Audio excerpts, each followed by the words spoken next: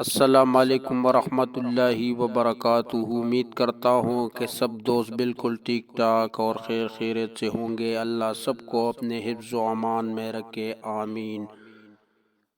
آج میرے ساتھ یہ سورت ضرور پڑھے اگر دل کی گھبراہٹ ہو یا ٹینشن ہو۔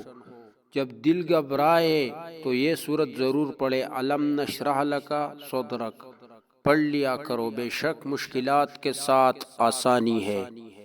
بسم اللہ الرحمن الرحیم۔